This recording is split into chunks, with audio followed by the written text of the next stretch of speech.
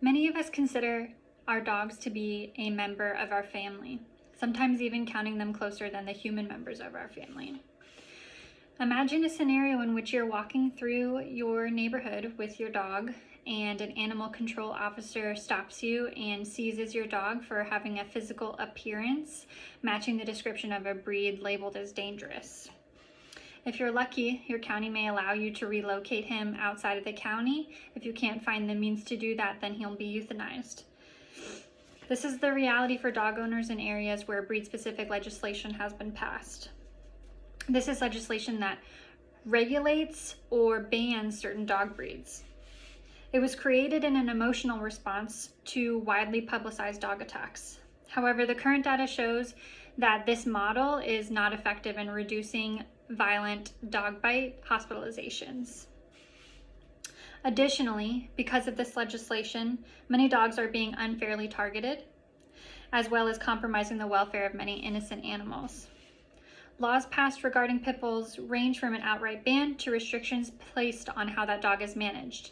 Examples of some restrictions include muzzling in public, mandatory spaying and neutering, purchasing liability insurance of a certain amount, usually $25,000 to $50,000 is what's usually listed in a lot of the places where these laws are passed here in the country. Placing vicious dog signs on your house or on the equipment that your dog wears out in public. And imposing fencing requirements, sometimes fencing requirements so ridiculous that most people couldn't possibly afford to put up the fences that the county is describing. As a veterinary professional and a longtime pit bull mom, this is an issue that's very near and dear to my heart. One of the most notable examples we have of the effects of breed-specific legislation is in the UK, where pit bulls and bully-type breeds are banned. It is prohibited to own, breed, sell, or rehome any dog classified as dangerous under the Dangerous Dog Act of 1991. There are some other breeds listed in this, but it's mostly like XL bully type, pit bulls, etc. When this law was passed, thousands of animals were euthanized, and still roughly 100 animals are euthanized there annually for being suspected of being a pit bull or bully type. Unfortunately, the law is written in such a way as to make identifications of the dangerous dogs highly subjective. The term pit bull is a catch-all term used to describe a few different breeds of dogs. According to Brittany Cocchieri's article, Treating the Wrong End of the Leash, Why Breed-Specific Legislation is Futile Without Responsible Pet Ownership and Unbiased Media, under its legal definition, the term pit bull includes the following breeds: American Pit Bull Terrier, American Staffordshire Terrier, Staffordshire Bull Terrier, sometimes Bulldogs, and any other purebred or mixed breed dog that is a combination thereof. Additionally, the term pit bull is loosely used to describe dogs with similar physical characteristics, including a square-shaped head or a bulky body type.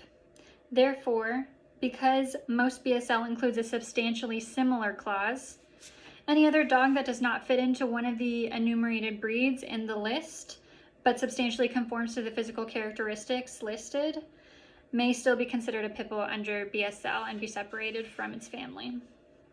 Beyond that, physical characteristics can vary greatly even among a single breed. For instance, in Labradors, there's field-bred Labradors, which were made for like hunting, duck hunting. They are more lean, longer, built more for endurance, whereas an English-style Labrador is much bulkier, a much wider dog, has a more boxy head, and with those characteristics might even fall into the category of being suspicious for being a dangerous breed. It is for this reason it's commonly understood that bite rate reports are often inaccurate because the people involved in them are misidentifying the dogs involved as pit bulls.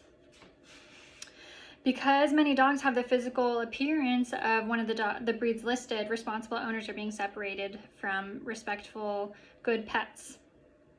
In addition to visual identification being an inaccurate way to identify the breed, statistics have shown that in areas where these laws have been passed, bite rate incidences have actually climbed instead of decreasing as expected.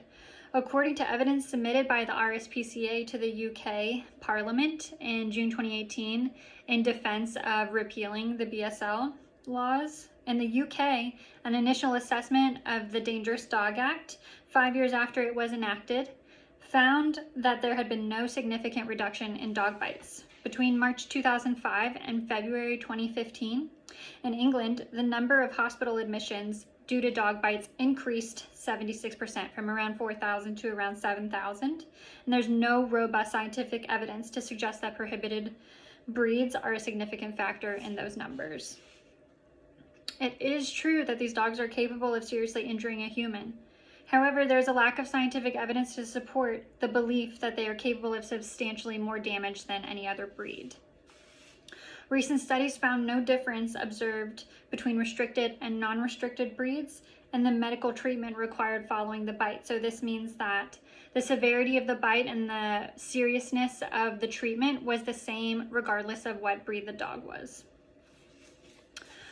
Furthermore, there has been no academic study of breed differences in bite style. In fact, claims about the force exerted by domestic dogs, and specifically pit bulls, has recently been subject to review, and the sources that people were quoting on that have been found to be inaccurate. Though many of these studies are being done in other countries, these laws are abundant here in the US as well. In Miami-Dade, Florida, it is still illegal to own a pit bull, and they are restricted in many other areas. I do have a map here of the US. So what this is showing us is in the green states, this means that there are no current BSL laws being practiced.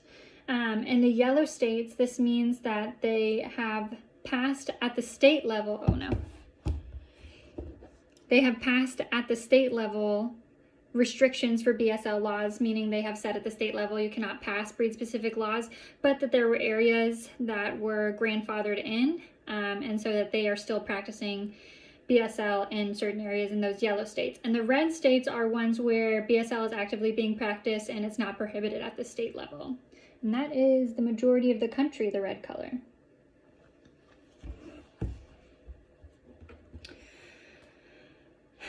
Let's recall that these laws are being enforced based on inaccurate breed identification and that they've been found to be ineffective statistically as well.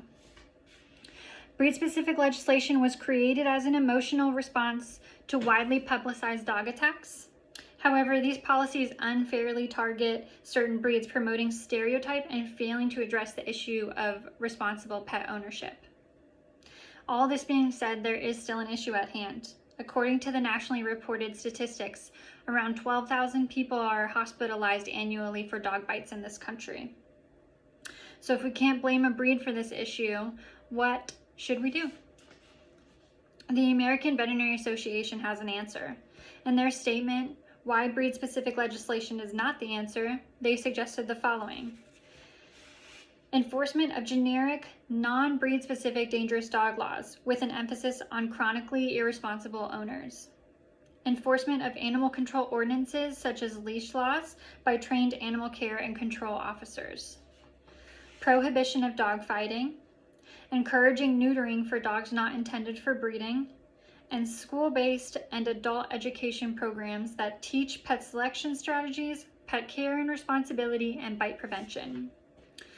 While these laws were initially created out of fear and misinformation, suggestions like the AVMAs, which focus on education and responsible ownership, give us a better path forward. We can learn to enact proactive solutions which do not focus on any particular breed. Thank you.